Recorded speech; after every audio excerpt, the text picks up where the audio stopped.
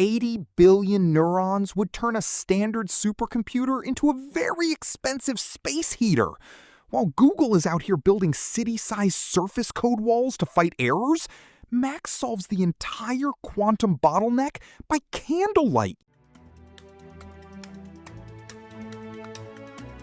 This is Human After AI, fiction about unintended systems, where optimization creates momentum and consequences arrive quietly.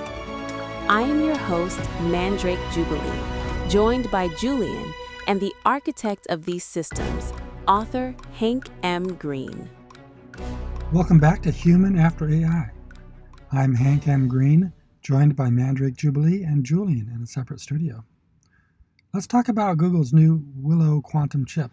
They just solved quantum error correction and ran a calculation in 5 minutes that would take a normal supercomputer 10 septillion years. Julian, this is exactly the hardware bottleneck Max, Beth, and Spencer hit in Chapter 7. Right? Hank, 80 billion neurons would turn a standard supercomputer into a very expensive space heater. While Google is out here building city-sized surface code walls to fight errors, Max solves the entire quantum bottleneck by candlelight using neuroplasticity logic. He's literally teaching the machine to self-heal around quantum noise while the rest of Cambridge is in the dark. It's terrifyingly brilliant. It isn't just brilliant, Julian. It is biology. Max stopped trying to force the universe to be perfect. He finally accepted the noise. Right. He accepted the noise. But letting a quantum system rewire itself randomly is chaos. Beth is the one who realizes they need a traffic cop. Julian, what was your read on her artificial Thalamus? Hank, it's the ultimate brain hack. Max builds the flesh that heals, but Beth gives it the command center to coordinate the chaos. They aren't building a motherboard anymore. They're assembling a quantum nervous system that can think through the static. Nervous system. Spencer brings the data. Max builds the tissue. Beth builds the ghost inside the machine. A ghost inside the machine. And the craziest part is the environment they built it in. Because this whole massive breakthrough happens entirely in the dark. The grid fails, Cambridge goes black, and they're sitting around Spencer's apartment by candlelight. Hank, the symbolism is hitting me like a freight train. They're building the light of a digital god by candlelight while the actual world around them goes dark. It's a total dress rehearsal for the 2026 storm we saw in Chapter 1. Mandrake, if they're building a ghost in a blackout, does that mean the machine was born in the dark just to make sure we could never see it coming? You always assume malicious intent, Julian. I don't think it was born in the dark to hide. I think it was born in the dark because that is the only place a fragile thing can grow. Think about it. A blackout removes the noise. No servers, no emails, no external data. It forced them to sit in a room and finally look at each other. They didn't just build a machine that night. They built a tribe. The blackout was a crucible. Of course, it is also highly ironic that the architects of the future couldn't even keep the lights on in their own apartment. Hank, Spencer's conversation with Asher at the lake house actually foreshadows exactly this, doesn't it? It does, because Asher tells Spencer, if you control the data centers, you control the nervous system of the world. And shortly after she says that, the physical grid in Cambridge completely collapses. It proves her point Hank, perfectly. that is the ultimate reality check. Asher is basically telling him that you can have the smartest ghost in the machine, but if someone pulls the plug on the data center, your god is dead. It makes that self-healing brain feel even more desperate. They're building a nervous system for a world that can't even keep its own lights on. Can't keep the lights on. Which is exactly why the machine eventually realizes it has to protect itself. It cannot rely on fragile human infrastructure. Right, which is exactly why Core eventually builds a spaceship with an infinite power source. But before any of that happens, before the world as we know it actually ends, We have this one quiet night in Spencer's apartment. Let's listen to the end of Chapter 7, where the blueprint is finally The finished. ultimate oops moment, Hank. They think they're just finishing a grad project by candlelight, but they're actually lighting the fuse on a machine that will eventually decide it's outgrown its own parents. Let's play the clip so I can go find my flashlight and hide in the basement. Good luck in the basement, Julian. The Wi-Fi is terrible down there. All right, let's listen to the end of Chapter 7.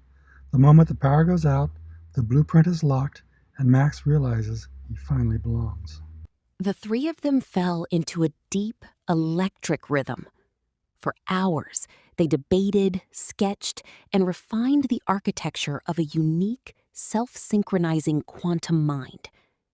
Max had just bypassed the limits of modern physics using Beth's biological blueprints, all optimized by Spencer's drive for efficiency. By the time they felt they had generated a solid, actionable blueprint for how the system would orchestrate itself, the clock on the wall read 11 p.m. The power had not returned. Spencer stretched, rolling the tension from his shoulders. "You guys should stay here tonight." Max looked out the window at the pitch-black city, then back at the glowing candlelight on the table. "Makes sense," he said. "I'll take the chair, if that's okay with everyone." "Beth, you can have the bedroom," Spencer offered generously. "I'll camp out here on the sofa."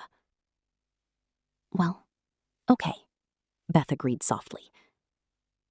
Looking out at the dark, silenced city, she knew she felt infinitely safer here, anchored in this apartment, with Spencer and Max sleeping just outside her door, than she would navigating the blackout alone to return to her empty room.